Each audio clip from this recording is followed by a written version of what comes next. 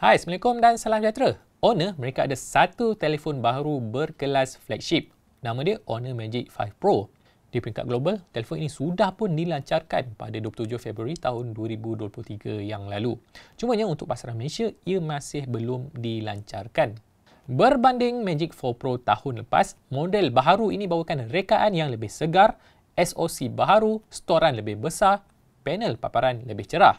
Tapi ada beberapa bahagian yang telah diturun taraf.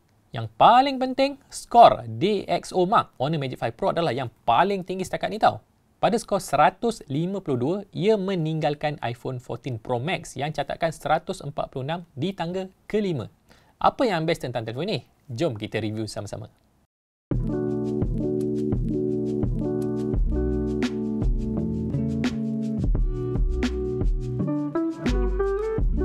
Daripada segi rekaan, Honor Magic 5 Pro mengekalkan sebahagian besar DNA Magic 4 Pro berserta beberapa penambahbaikan.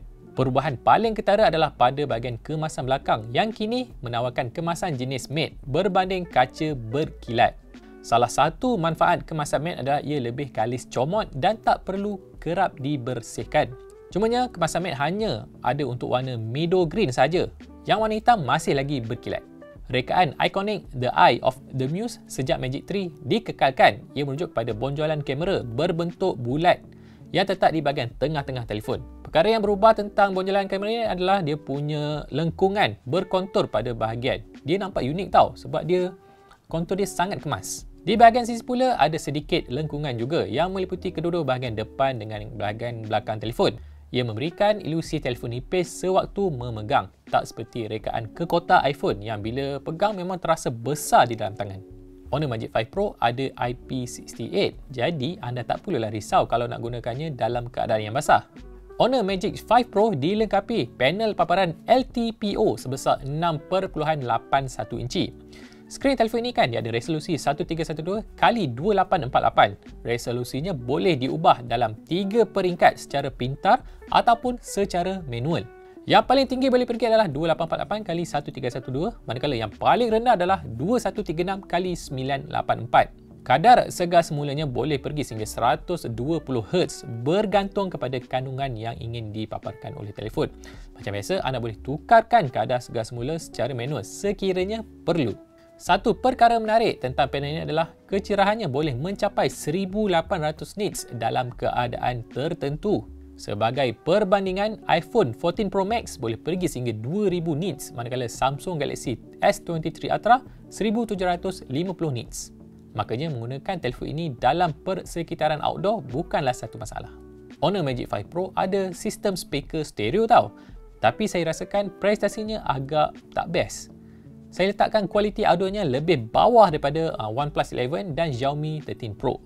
Saya boleh terima lagi kalau dia punya bass tak kuat sebab biasalah speaker telefon memang kecil pun.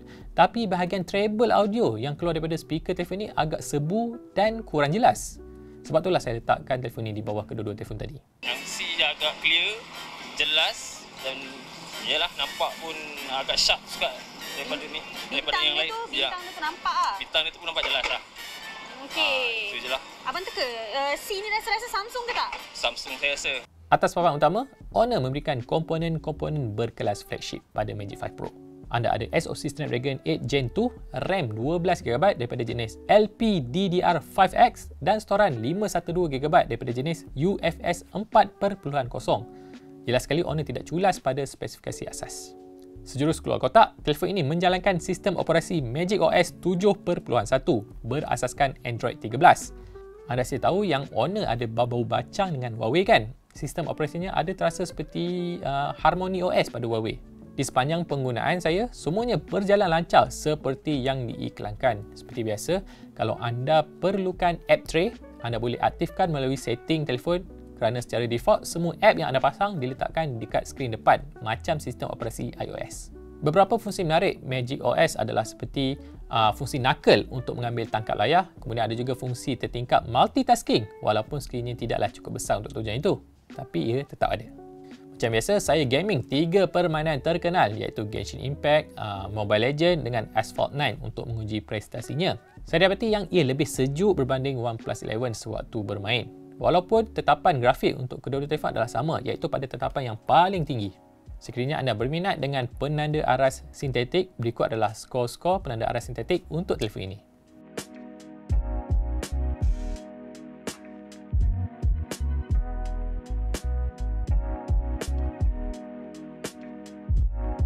Honor Magic 5 Pro dilengkapi dengan 3 buah kamera belakang. Kesemua kamera ini pakai sensor 50 megapiksel. Kamera utamanya ada aperture f1.6 berjarak focal 23mm dan ada OIS. Kamera ultra lebarnya ada zoom 0.6 kali berbanding kamera utama, manakala kamera telefoto ada zoom 3.5 kali berbanding kamera utama.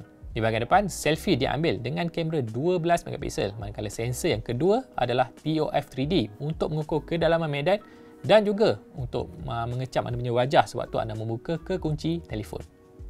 Untuk kamera, antara ciri yang ingin diketengahkan oleh owner pada telefon ini adalah AI Motion Sensing Capture. Katanya kamera ini dia akan merakam 1.5 saat sebelum dan 1.5 saat selepas pengatup ditekan. Objektifnya adalah untuk memastikan kita beroleh gambar yang tajam untuk subjek bergerak pantas seperti orang sedang bersukan. Contoh yang diberikan adalah atlet bola keranjang yang nak skor macam gaya slam dunk tu, dan Honor Magic 5 Pro berjaya rakamnya dengan tajam sekali. Untuk mencubanya, saya bawalah telefon ini ke padang bola sepak dan temui beberapa kekurangan. Yang pertama, saya gagal untuk mereplikasikan imej yang tajam seperti yang didemonstrasikan. Mungkin disebabkan saya pergi pada waktu malam kot. Tapi waktu itu ada lampu limpah yang sangat terang. Tapi masalah yang lebih besar adalah dalam demonstrasi mereka gunakan kamera utama iaitu kamera 23mm. Makanya anda perlu berada dekat dengan subjek untuk merakam. Sukan apa yang mendengarkan kita duduk hampir dengan atletnya untuk rakam video?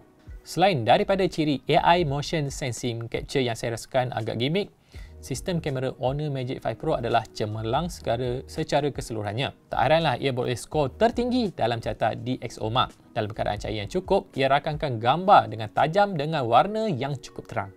Berikut adalah beberapa sampel gambar daripada lensa Honor Magic 5 Pro.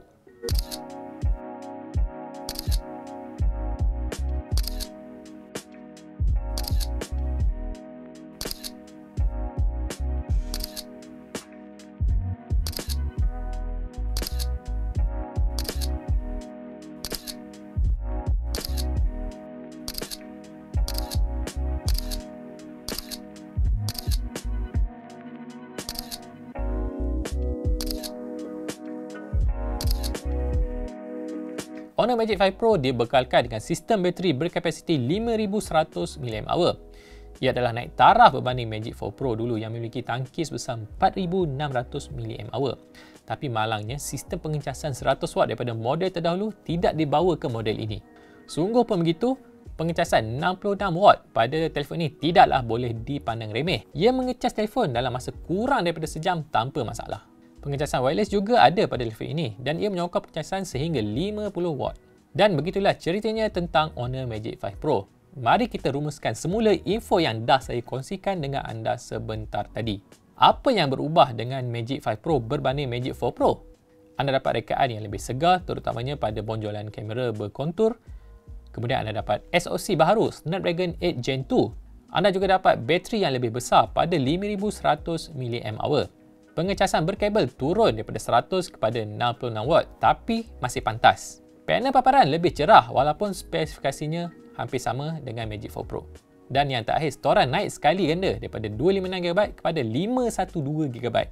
Sewaktu video ini dirakamkan, Honor Magic 5 Pro masih belum diumumkan harganya dalam pasaran Malaysia.